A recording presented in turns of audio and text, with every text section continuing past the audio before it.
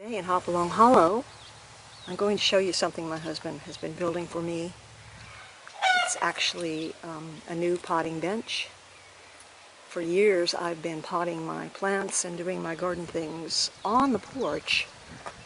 Even though I have a perfectly darling potting shed, I have transformed that a couple years ago into an art shop.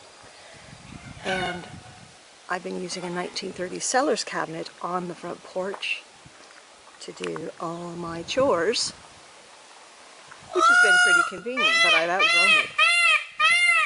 It was rather small, so using a couple old items that we had, my husband has built me something super spectacular, I think. So I'm going to take a look at that this morning. Wonderful 60-inch cast iron sink that we've had for years and years and years. It initially was going to go in our kitchen, but then we found one that was better than this, even longer. It was 70 inches. So we've been saving this for something special, and James is about to build me something special. I'm trying to get the stains out of it using all sorts of products. But it was 5 times worse than this when I started, but right now it's still looking pretty bad. Any suggestions would be nice. So far, he's got an idea. I'm not really quite sure what he's going to do, but he always comes up with something really wonderful.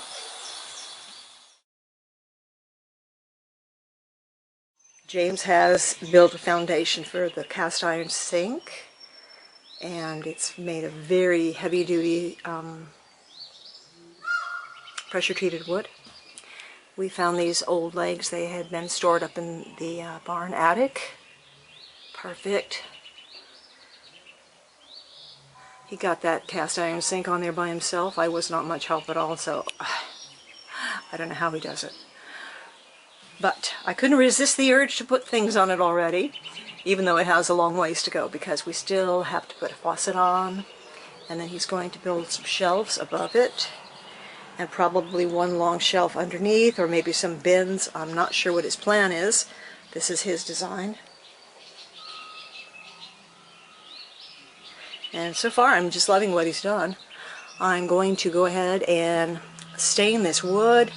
I'm not sure if I want to do it stained or if I want to paint it, but I'll stain it first to see if we like it. Stain color is called Gunstock 231 Minwax, and I really like it. This is just the first coat, so it's still a little bit pale, but I like the contrast against the green siding of our house. We have an awful lot of green around here, and we really do need another color to offset that green. And while I was at it, I decided to do this chair. You can see it, I've done half of it. This chair had just faded out. Look at that. This is how it was looking before, just sitting on the porch for many years, and this is what it looks like with the stain on it. I like painted furniture, but sometimes I just want to see the grain of the wood. So in this case, we're going to have a lot of grain showing. Forgotten all about this asparagus.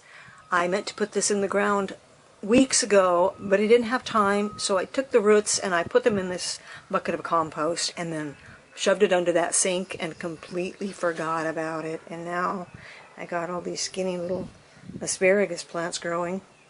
I guess I better get with it and get these out into an asparagus bed. Well, at least they didn't die. James will be using these 2 antique windows for the cabinet above the sink, and they look a little rough, that's true, but I have already sanded them down to the degree that I want them, because I don't want them to look new. I want them to be a little bit beat up and rough, and the glass is clean. That's what really matters.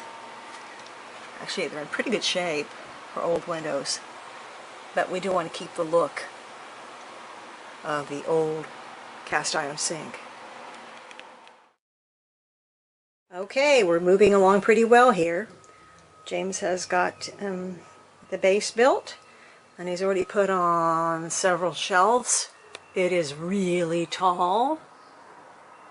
The top two shelves there in the middle, those will be enclosed with the glass door, old antique windows. Got to figure out that. And then there might be an open shelf down here.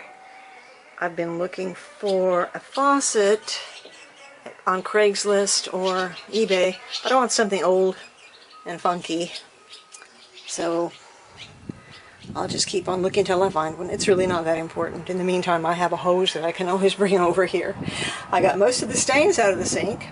This was a project that we built together. It was his design with a few ideas from me. It's pretty straightforward. And he did all the wood cutting and measuring and all that, and I just used the drill gun, the screw gun, and I put all the screws in. It's really sturdy, and I can't wait to see what we're going to do with those windows we got, because they don't quite fit the way I expected. So that's the next dilemma.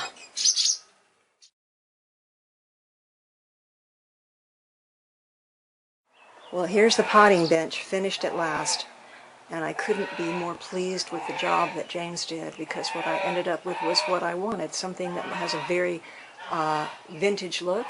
That's because of the old windows we used, the cast iron sink, and these big fat chunky legs.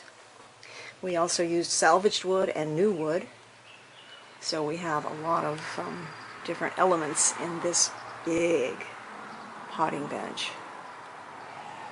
If you've got a little space on your porch, you don't need a potting shed. I think I've mentioned before what I used for years as my potting shed was that little 1930s seller's cabinet. But I also have a real potting shed which I use as an art shop. So this is really where I want to be, and this is where I want to do some of my gardening chores. Now I get to have fun and fill this up. That's one of my favorite things to do, to fill it with essential gardening needs, such as gardening tools, but also things that are beautiful.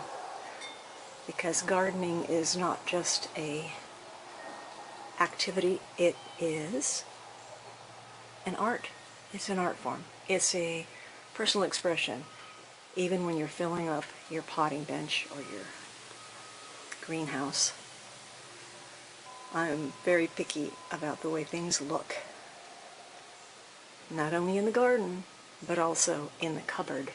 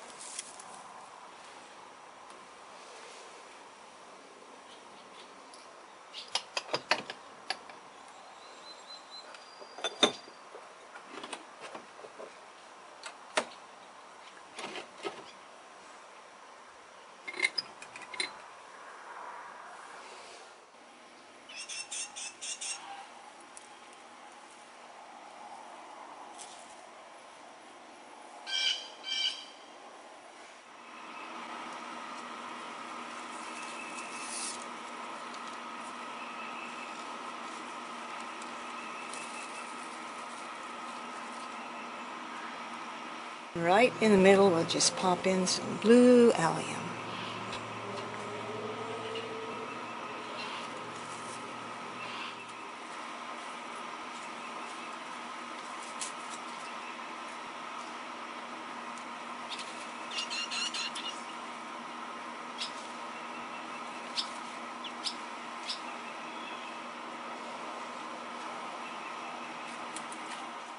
So tired. I've been doing this all day long. I'm still not quite finished.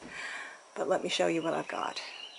This hanging basket here. I'm going to see if I can find another one exactly like it to fit on that side, because I don't have any drawers. But to hide things like my nails and my little hammer and my tools and my wire cutters and so on and so forth, this just comes off the hooks. And you can hide your tools. I can hide my tools in here, the things I don't want showing that I don't use that often. And then here's a little shelf, which is great for twine. I use a lot of twine. I've got 2 cast iron hooks on either side here to hang my hand tools. And you know, I use about the same tools all the time. I don't have a lot of garden tools. I basically use my trowel, my cultivator, and a couple other things. Not too much. I'm keeping all my gloves here in this basket. Aprons. These are seeds that need to go in right away. Brought them over here. Pots that I will use occasionally.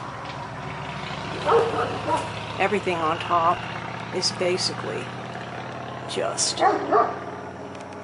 dressing, except for those 2 big cloches, which I won't use except in the spring. And then in this closed area, I've got the glass cloches on top and some vases for cut flowers. Over here, a small selection of books. Over here, plant markers. Roses just picked today. And over here, plant food, grass seed, rose foods, etc., etc., Epsom salts, things that I use occasionally, and more seed that needs to be put in, or the poppy seed, in the case of the poppy seed, not until autumn. And then, of course, I've got soap and lotion, and lots of twine, which I use a lot of, scissors, hand cloths, and I think that just about covers it. I'm so tired right now but I think we're missing one thing, and so I'm going to go out and add one more item.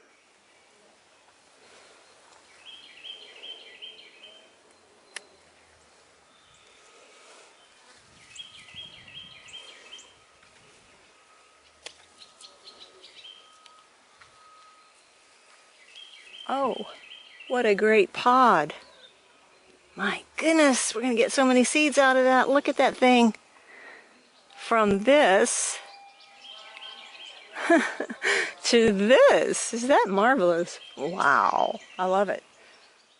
Of course, I like to grow just because of their name. And Canterbury bells, I chose simply because of the name. But then I love these wonderful bells, and they're pretty big. They're about the size of a small hen's egg. Better get these into some water right away. Have it. The reason a person would want a potting bench in the first place, so that you can grow a garden with the proper tools and work area. And this week's bouquet is Canterbury bells, Love in a Mist, and they're beautiful pods. Some white foxglove. We've still got lots of foxglove blooming. And a wonderful blue cornflower, and also some lovely purple cornflowers. And hanging in there in the back, just a wee bit of penstemon. So thanks for coming along and watching this video about this project that James built for me. I'm just thrilled with it.